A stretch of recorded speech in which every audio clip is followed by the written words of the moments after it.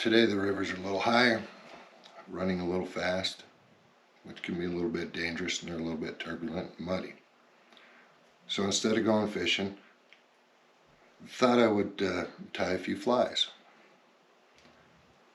But as I started getting the materials together, I started thinking about why I tie flies and why I fly fish.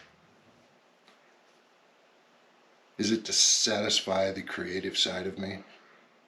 Is it to help me with my ability to catch fish? As I pondered that, I come to the realization it has nothing to do with that. When I'm tying, I'm taken away from the daily stresses of work, life. Sometimes I'm just bored. I won't try to say that fooling a big rainbow trout or a big brown trout with one of my imitations isn't very satisfying. And I think every fly tyer and fly fisherman that ties flies feels the same way. But tying is more than that for me. It takes me back to the river in my mind, like a good book will do for you. It takes you away from whatever you're dealing with, stresses. It helps you remember the sounds of the river, of nature, birds singing on the shoreline, maybe an osprey screaming as it's looking for a trout, the chance of seeing moose or possibly deer on your little adventure. But why do I fly fish? Is it the challenge of casting a perfect roll cast or making a perfect loop? Is it the ability to read the river and being able to correctly mend a line? Is it about matching the hatch and a perfect presentation? Maybe it's all of those, maybe it's none of those.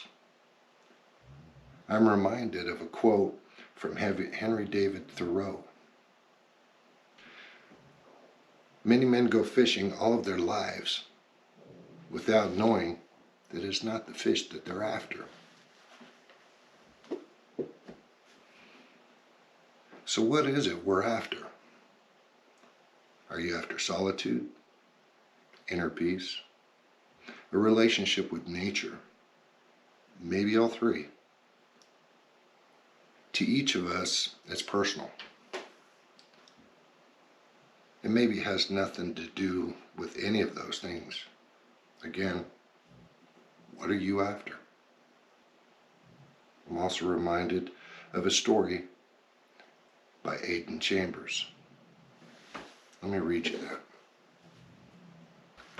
I thought how lovely and how strange a river is.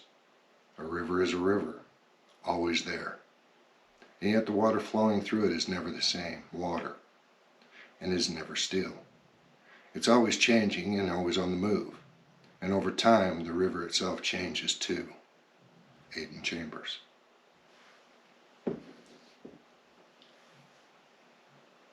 So all I ask you is take some time in your life to visit the river. Don't lament on the passing of time. Instead, rejoice in who you are, where you are, and where you are in life. Thank you for listening. I think I'll get back to these flies.